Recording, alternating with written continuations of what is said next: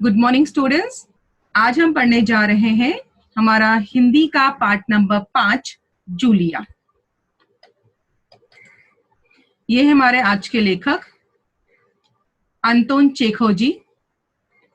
थोड़ा सा नाम आपको अलग लग रहा होगा। आइए इनका परिचय पढ़ते हैं। परिचय। इनका जन्म हुआ था 29 जनवरी 1860 तगानरोग, रूस में। यानी ये रूस के लेखक है, हमारे इंडिया के नहीं है। इनकी मौत हुई है 15 जुलाई 1904, यानी अब ये इस दुनिया में नहीं है ये। परिचय। महान रूसी साहित्यकार अंतोन चेखव प्रसिद्ध कथाकार और नाटककार थे, यानी इन्होंने काफी सारी कथाएं और नाटक भी की हैं।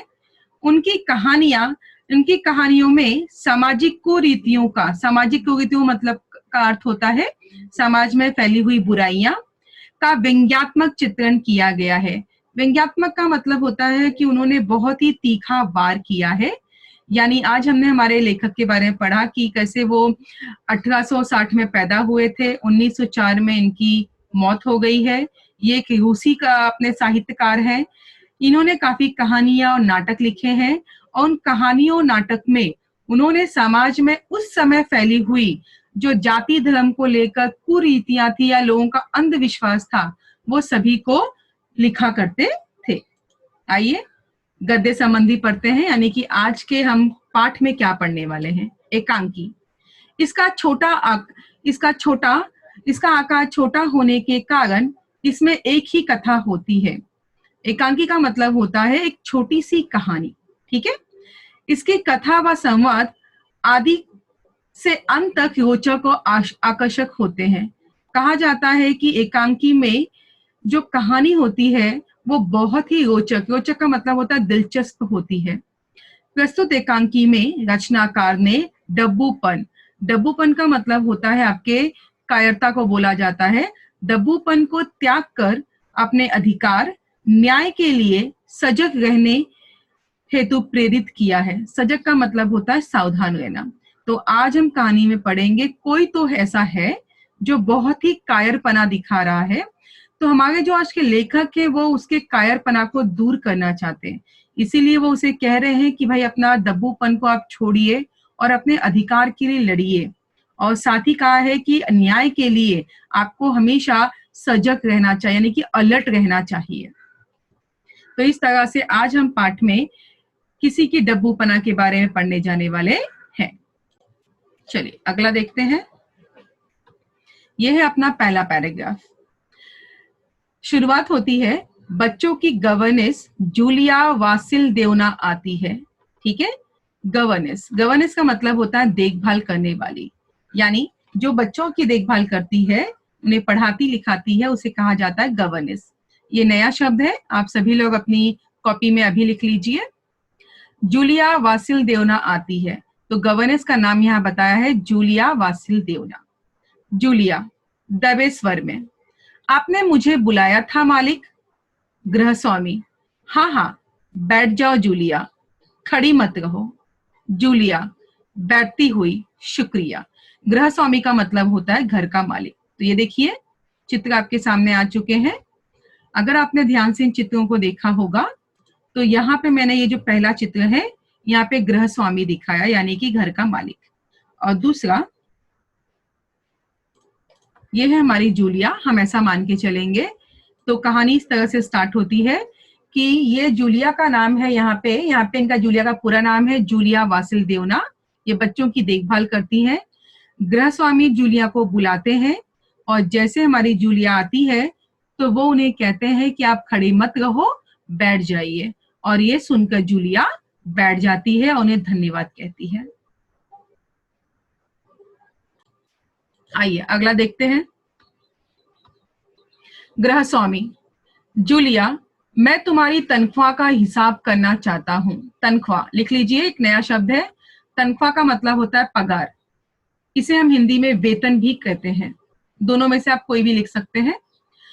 मेरे ख्याल से तुम्हें पैसों की जरूरत होगी और जितना मैं तुम्हें जान सका हूं, मुझे लगता है कि तुम अपने आप पैसे भी नहीं मांगोगी, इसीलिए मैं खुद ही तुम्हें पैसे देना चाहता हूं। हाँ, तो तुम्हारी तनख्वाह 30 रूबल महीना तय हुई थी ना? जूलिया विनीत स्वर में। विनीत एक नया शब्द है, और रूबल भी। रूबल का मतलब लिख दीजिए रूस की मुद्रा, यानी कि रूस की करेंसी को बोलते हैं रूबल। जैसे हमारे यहाँ करेंसी को बोला जाता है रुपया, तो वैसे वहां पे मुद्रा बोलते हैं, यानी कि रूबल कहा जाता है उस मुद्रा को। रूबल महीना तय हुई थी ना? विनीत स्वर में। विनीत का मतलब होता है आदर से। जी नहीं मालिक, 40 रूबल। तो देखिए ये पहला चित्र, मान के चलेंगे ये उनके मालिक हैं, यानी कि गृहस्वामी। ये है अपनी जूलिया। तो यहाँ पे क्या बोला गया है, यहाँ कहा जाता है कि मालिक ने जूलिया को बुलाया और कहा कि भाई मैं तुम्हें तुम्हारा पगार देना चाहता हूं। तो यहाँ उन्होंने बोला है कि आपका पगार कितना है?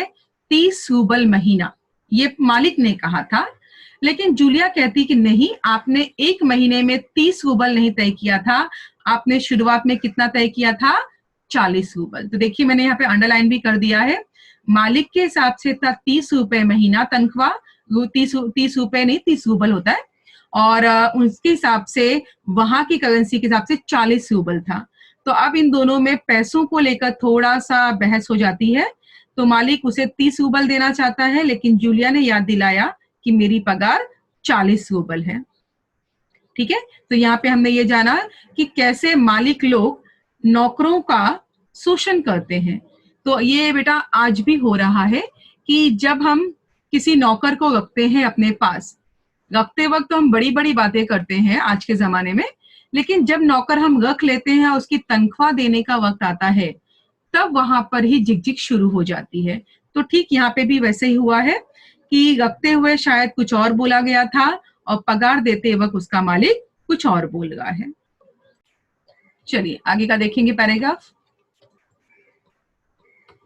देखिए गृहस्वामी, नहीं भाई 30, ये देखो डायरी, पन्ने पलटते हुए मैंने इसमें नोट कर रखा है, मैं बच्चों की देखभाल और उन्हें पढ़ाने वाली हर गवर्नेंस को 30 रूबल महीना ही देता हूँ। तुमसे पहले जो गवर्नेंस थी उसे भी मैं 30 रूबल ही देता था। अच्छा, तो तुम्हें हमारे यहाँ काम करते हुए 2 महीने हुए हैं? जूलिया दबे स्वर में, जी नहीं, 2 महीने 5 दिन। ये देखिए ये उनके गृहस्वामी है, ऐसा मानेंगे। ये जूलिया से पहले जो गवर्नेंस थी, मैंने उसका चित्र दिखाया है, जबकि गवर्नेंस का अर्थ होता है बच्चों को पढ़ाने वाली। तो अगर आपने ये तस्वीरें देखी होंगी तो ये मालिक है, ये जूलिया से पहले वाली गवर्नेंस है, और हर गवर्नेंस का एक ही काम है कि वो मालिक के घर आकर बच्चों की देखभाल उन्हें पढ़ाती थी। देखिए समझेंगे मालिक ने क्या कहा है। गृहस्वामी क्या कहता है कि नहीं भाई, मैंने 40 नहीं 30 कहा था।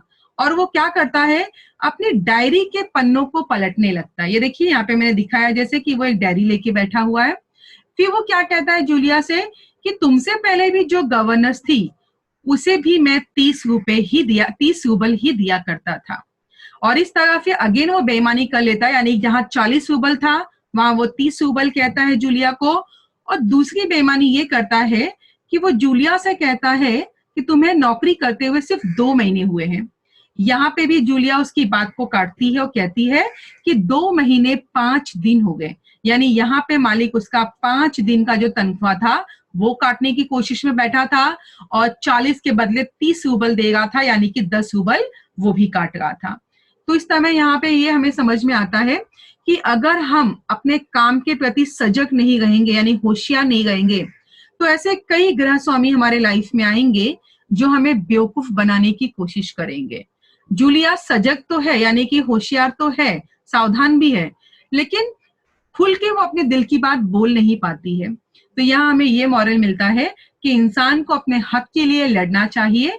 जब भी आप देखो कहीं भी आपके हक को दबाया जा रहा है तो आपको उसके खिलाफ आवाज उठानी चाहिए, नहीं तो आपका हक कोई ना कोई मारता रहेगा।